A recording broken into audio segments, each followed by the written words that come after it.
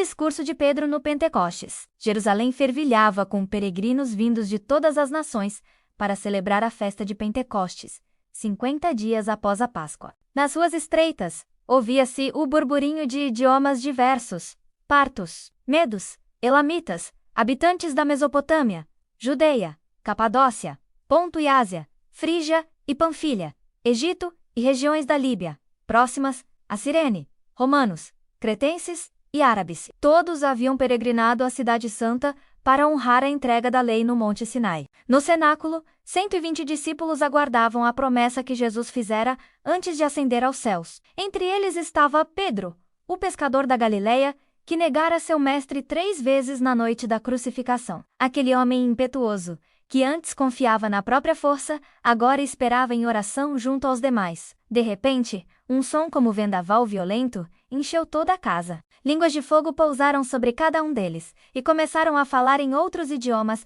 conforme o Espírito lhes concedia. O ruído atraiu uma multidão perplexa. Cada pessoa ouvia os discípulos proclamarem as maravilhas de Deus em sua própria língua materna. A confusão tomou conta da multidão. Alguns questionavam assombrados o significado daquilo, enquanto outros zombavam dizendo que os discípulos estavam embriagados de vinho novo. Foi então que Pedro se levantou. O pescador que antes tremera diante de uma serva, agora ergueu sua voz com autoridade perante milhares. Seus olhos brilhavam com convicção, enquanto começava: homens da Judeia e todos os que habitam em Jerusalém, tomai conhecimento disto e atentai às minhas palavras. Estes homens não estão embriagados como supondes, pois é apenas a 3ª hora do dia.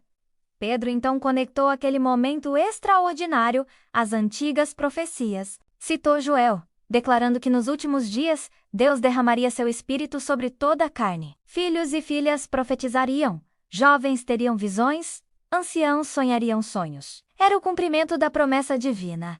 Mas Pedro não parou aí. Com coragem impressionante, direcionou seu discurso ao coração da questão. Falou de Jesus de Nazaré, homem aprovado por Deus através de milagres, prodígios e sinais que todos conheciam. Relembrou como aquele mesmo Jesus fora entregue pelo determinado desígnio de Deus, mas executado por mãos de ímpios. Sua voz ressoou pelas ruas quando declarou a ressurreição. Deus ressuscitara Jesus, rompendo os laços da morte, pois era impossível que ela o retivesse. Pedro citou os Salmos de Davi, mostrando que o patriarca havia profetizado sobre alguém cuja alma não seria deixada no Hades e cuja carne não veria corrupção. Davi morreu e foi sepultado.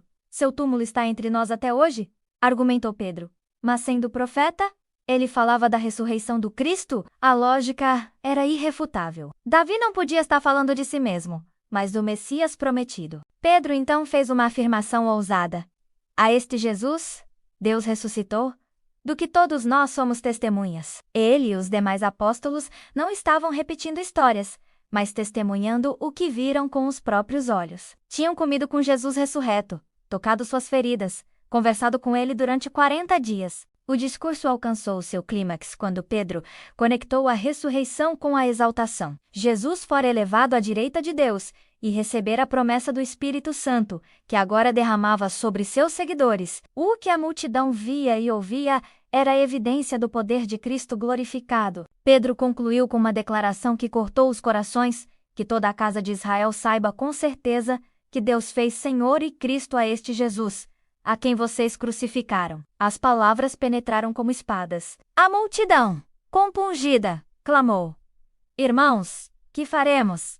Aqueles que dias antes gritavam crucifica-o, agora se viam face a face com a verdade terrível de seu pecado. A resposta de Pedro foi direta: arrependei-vos, e cada um seja batizado em nome de Jesus Cristo para a remissão de vossos pecados, e recebereis o dom do Espírito Santo, pois a promessa é para vós, para vossos filhos e para todos os que estão longe, tantos quantos o Senhor nosso Deus chamar.